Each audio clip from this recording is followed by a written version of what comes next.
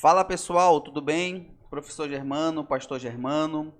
Nós estamos para mais uma aula aqui de História e hoje nós vamos aprender Expedições da História, oitavo ano. Gilberto Cotrim e Jaime Rodrigues. Vamos lá, hoje nós vamos aprender o capítulo de número 2. Vamos lá, hoje Revolução Industrial com o professor Germano. Vamos lá, pessoal. Pessoal, o que é a Revolução Industrial assim de forma bem simples, bem simplificada mesmo, pessoal?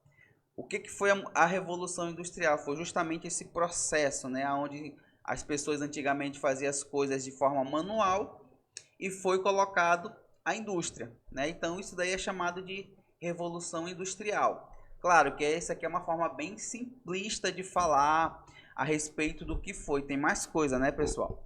Então vamos lá. Preste atenção. As relações de trabalho e a forma de produção, elas vão passar por grandes mudanças, né? Hoje nós vemos, pessoal, que nós temos aí a, a informática, certo? Nós temos a robótica, nós temos hoje a inteligência artificial e nós temos a internet. Só que há muito tempo atrás, essas coisas, né, que nós temos hoje, toda essa tecnologia que nós temos hoje, ela não existia em si, né? Ela estava em um processo ainda de fabricação, aquele processo ainda de justamente de aperfeiçoamento, até mesmo de criação, né? Então, nós vamos ver hoje na aula de hoje justamente essa questão da Revolução Industrial, né? Qual foi o impacto da Revolução Industrial na vida da sociedade, na vida dos seres humanos, tá ok? Então vamos lá. Pessoal, quem vai ser os pioneiros, né? Quem vão ser os primeiros, na verdade, a, a fazer essa revolução? Vai ser justamente o pessoal inglês, tá? Então, lá pelo século XVIII, né, ele vai surgir essa questão aí de uma produção de mercadoria que vai utilizar tanto a máquina como trabalhadores, certo? E esse processo que vai utilizar tanto máquina como trabalhador, nós chamamos de Revolução Industrial. Pessoal, e quem vão ser os primeiros, né? Vou até colocar aqui, quem são os primeiros? Os primeiros vai ser justamente a Inglaterra, pessoal, os ingleses, certo? Então eles vão ser o primeiro nesse processo de revolução, de mudança, né? Justamente e vão utilizar as máquinas mais os trabalhadores. Então vão ser os ingleses. Então, como você pode perceber aqui, né, nesse desenho que eu coloquei aqui nessa imagem, né, então as pessoas vão estar utilizando aqui, né, cada um, se você perceber com mais calma, né, cada um tem uma função aqui nesse processo, né, enquanto um está apertando aqui, né, ou segurando o motor, isso aqui é um motor de um carro, se eu não me engano, né, o outro já está apertando aqui o parafuso, né, aí o outro já está apertando o outro parafuso mais lá na frente. Então, se vocês perceberem aqui nessa imagem, então tem várias pessoas aqui nessa imagem. Então o processo antigamente era justamente esse, né?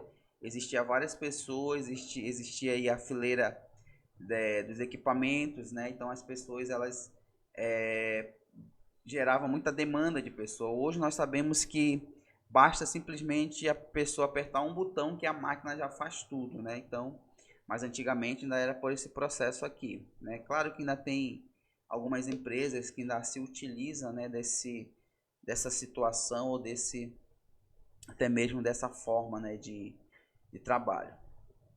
Então vamos lá. Cenário propício. Então vamos lá. Pessoal, uma série de condições vai favorecer o início da Revolução Inglesa, certo? Então, a Revolução Inglesa, ela surgiu por alguns fatores, claro, né? Nós vamos ver alguns aqui, certo? Não são todos, mas eu coloquei alguns. Por exemplo, concentração de riquezas. Os ingleses eles vão acumular muito capital, explorando suas colônias, né? E a expansão do comércio. O que acontecia, pessoal? Né? Vamos explicar aqui antigamente como é que funcionava. Vou explicar aqui como é que fosse Portugal. Vou usar o exemplo de Portugal. Portugal, pessoal,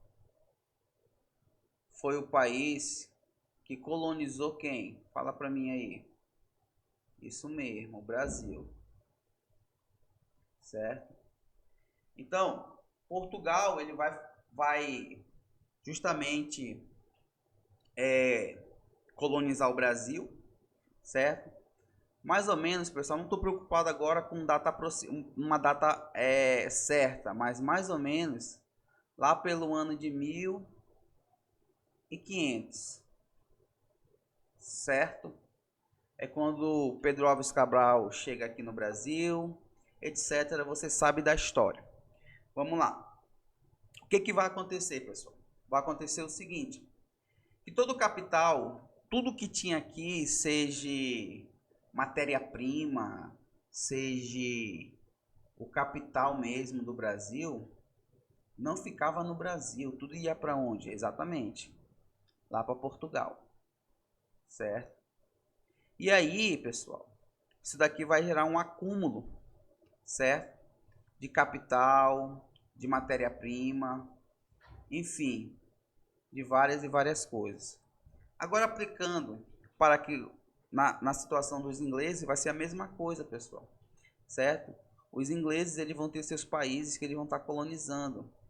Eles vão fazer o mesmo processo que Portugal fez com o Brasil, certo? Então eles vão estar se utilizando aí justamente de estar acumulando esse capital, estar explorando as suas colônias, né? Vai se expandir aí o comércio, enfim. Então tudo vai girar, né? Tudo vai ser concentrado para os ingleses, certo? Pessoal, abundância de mão de obra. Vamos lá. Pelo fato das cidades estarem crescendo devido à migração de camponeses para áreas urbanas, o que vai acontecer, pessoal?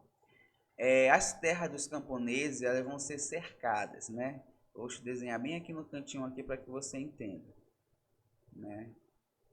Aqui tem uma casa que vai ser cercada, certo? Futuramente, pessoal, essas casas de camponeses elas vão ser as indústrias, as empresas, né? Mas o que você precisa saber agora? Que essas casas dos camponeses, pessoal, elas vão virar, né? Vão se transformar em propriedade privada, certo? E justamente, pessoal, eles vão ser cercados, né?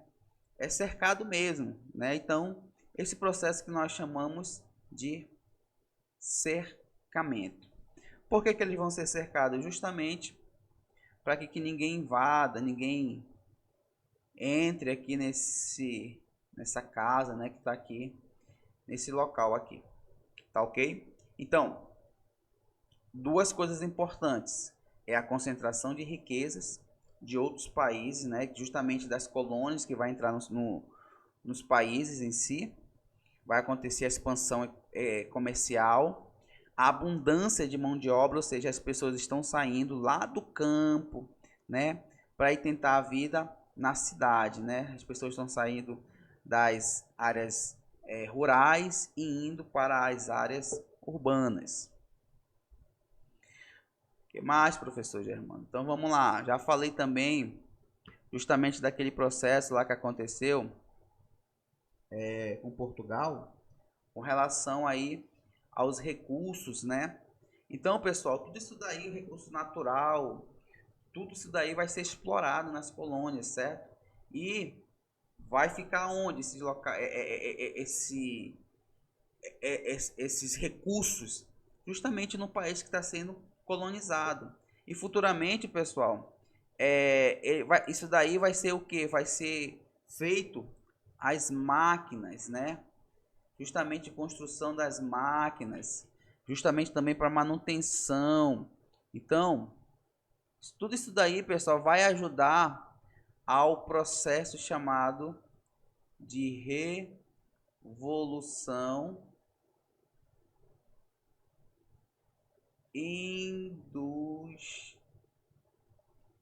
industrial, certo? Tudo isso daí, pessoal, vai ajudar nesse processo da revolução industrial. E aí, pessoal, também, por fim, né, a estabilidade política, certo? Por quê? O que vai acontecer?